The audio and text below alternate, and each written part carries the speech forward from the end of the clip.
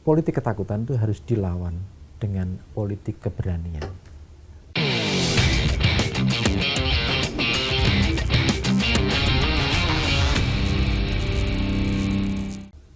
Beberapa hari lalu ada konten kreator yang sudah mulai diserang, Prof. Walaupun kita tidak tahu pelakunya, ada yang dikirimin ayam mati, ada yang mobilnya dicoret-coret, ada yang tiba-tiba dalam satu hari ada 9-10 COD, mungkin Prof, cash on delivery, harus bayar selama seminggu. Nah, Prof sendiri melihat ini sebagai apa? Itu sebagai tanda bahwa kekuasaan otoriter itu dibangun di atas fondasi the politics of fear, politik ketakutan. Karena apa? Karena demokrasi itu dibangun di atas fondasi trust, kepercayaan. Dalam demokrasi, kepercayaan itulah yang menandai satu mekanisme kehidupan yang demokratis. Tapi dalam otoritarisme, ia ditegakkan di atas the politic of fear, politik ketakutan. Jadi ketakutan itu dicengkramkan kepada masyarakat untuk mengirim pesan bahwa intimidasi, ketakutan, dan berbagai tindakan teror itu bisa membahayakan keselamatan mereka. Tetapi seperti pesan Obama,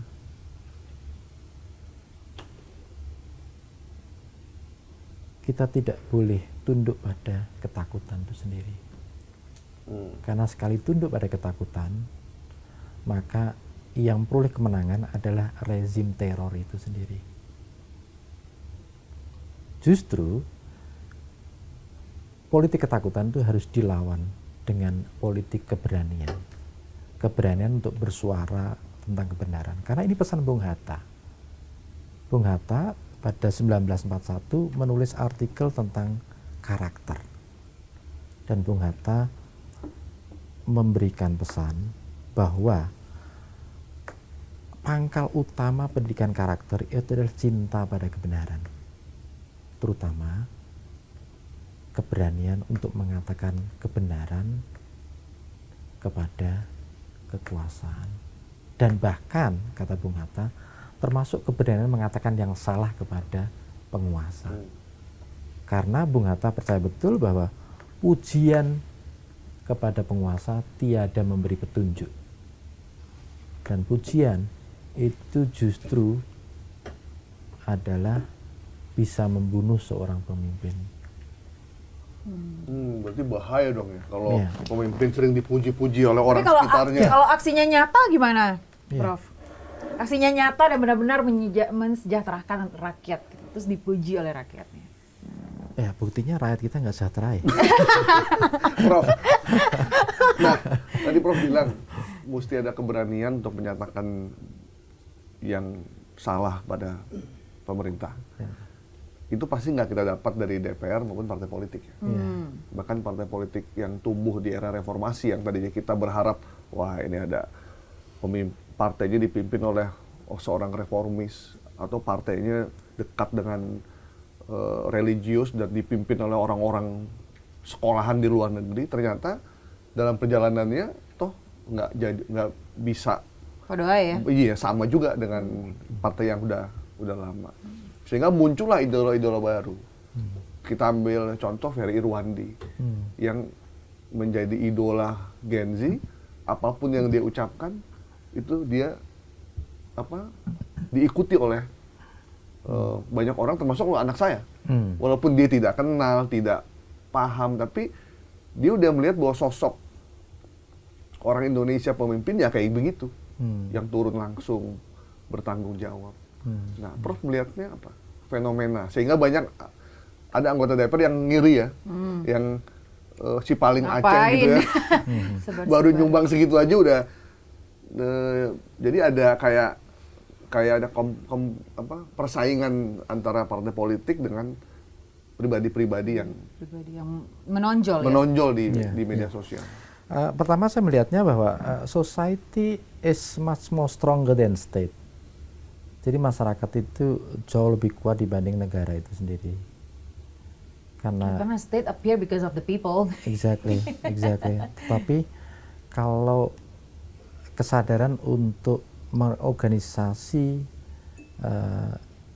bantuan kemanusiaan, kepekaan pada sesama, itu justru tumbuh pada masyarakat.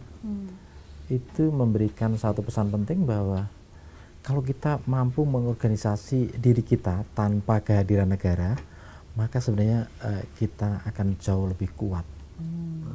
Dan di saat-saat di mana kita berada pada titik terendah, yang sebenarnya hadir pada kita itu bukan negara, tapi adalah sahabat baik. Benar. Tapi ada juga sepertinya fenomena di mana anak-anak muda Gen Z, milenial ke bawah gitu ya, Prof, melihat yang berbeda ini adalah pro rakyat gitu loh.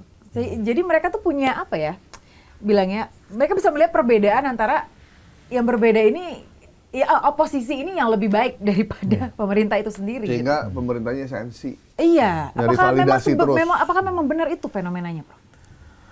Saya kira benar ya, karena kanal-kanal demokrasi itu mampet. Sehingga yang sebenarnya terjadi adalah ketika kanal-kanal aspirasi untuk perubahan itu mampet, putus, tertutup, maka yang terjadi adalah civil resistance, perlawanan sipil yang terjadi di jalanan, yang terjadi di ruang-ruang internet, ruang-ruang yang negara akhirnya tidak mampu mengendalikan dan mengontrol mereka. Karena itu adalah frustasi. Itu tercipta karena hasil dari frustasi yang dirasakan. Saya kira lebih dari sekedar frustasi ya, itu saya melihat kemarahan publik. Kemarahan publik atas situasi yang memang tidak membaik, dan pemerintah gagal dalam mendiagnosis akar masalah bangsa ini.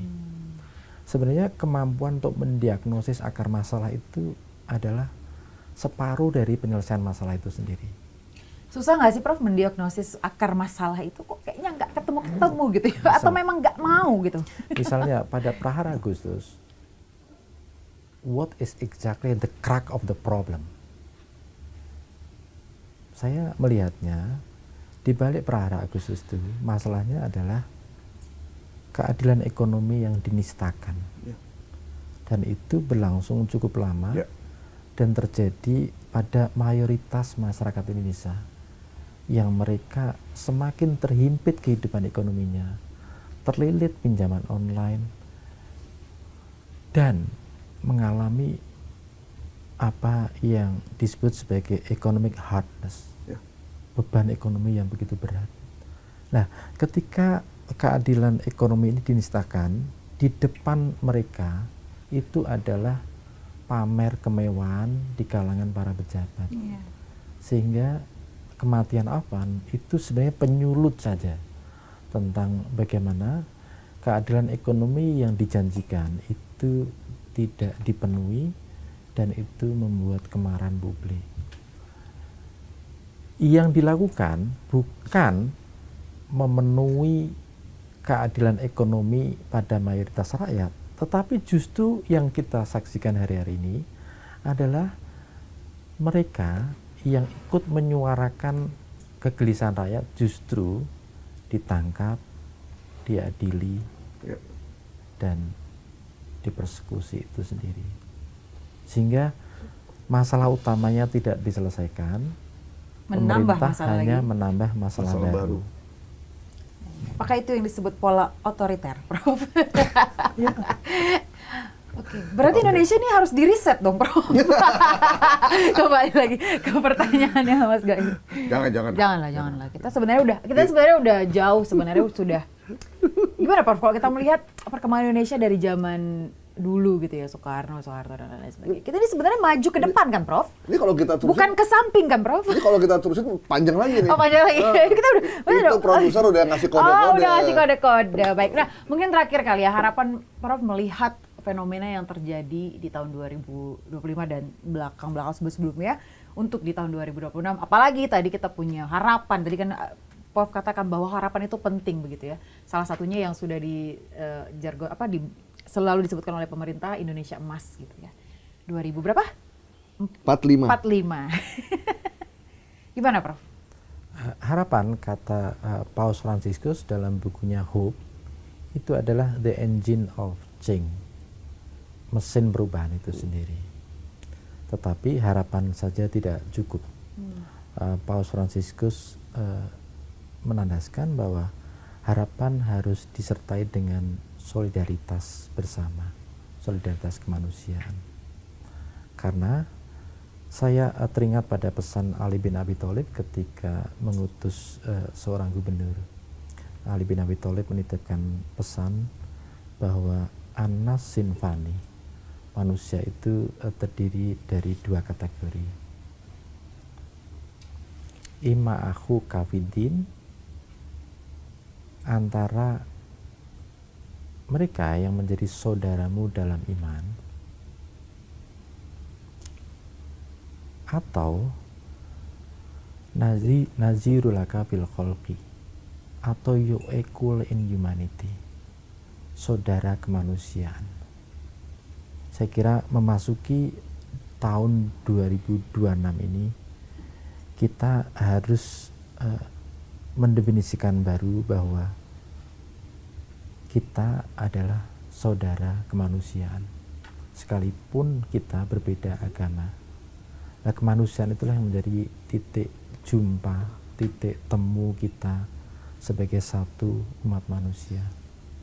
Karena itu ke depan saya berharap bahwa di tengah situasi sulit yang justru dilakukan oleh pemerintah, yang hadir tidak sebagai solusi atas masalah tapi menjadi bagian dari masalah, maka cara terbaik adalah kita mengikhtiarkan harapan dan solidaritas kemanusiaan antar kita, karena hanya itu yang membuat kita is getting stronger, menjadi jauh lebih kuat, karena kesadaran bahwa kita semua disatukan oleh prinsip dasar kemanusiaan yang satu dan setara. Dengan kesadaran kemanusiaan itulah kita tumbuh satu etika emas yang disebut dengan the ethic of compassion, etika bela rasa.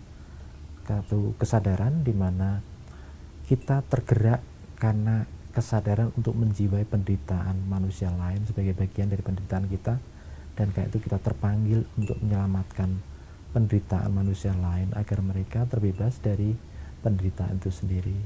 Belajar dari kisah yang diceritakan oleh Yesus tentang orang Samaria yang murah hati. Itu tadi yang disampaikan Prof Sukidi ya. Itu closing podcast terbaik 2025 menuju 2026. Luar biasa, tepuk tangan dulu dong teman-teman dong yang ada di studio dong. Solidaritas kemanusiaan itu yang penting. Tadi kita udah melanglang buana dari mulai Ali bin Abi Thalib di abad lalu, Yesus, kemudian Paus Fransiskus, Harvard, dan semuanya referensinya luar biasa. komplit. Andai pemimpin kita bacaannya itu seperti beliau ini, mungkin dia akan memimpin negara dengan cara yang lebih baik ya. Kita berharap semoga apa yang tadi disampaikan oleh Prof Sukidi ini bisa mungkin didengarkan begitu ya oleh segelintir tokoh-tokoh penting di pemerintahan begitu ya, supaya menjadi refleksi untuk kedepannya. Jangan pernah pesimis, karena kalau kata orang Bekasi, kok orang Bekasi? Indonesia nggak usah khawatir. Selama ada Bekasi, harapan itu selalu indah. Karena ujung dari kehidupan ini adalah ujung harapan yang ada di Bekasi Utara. Kamu pacar orang Bekasi kan? Saya Gai Portu Sigit. Saya Aya Nupus, pemirsa, kita ketemu lagi di episode Bikin Terang berikutnya. Bye-bye. Selamat tahun baru.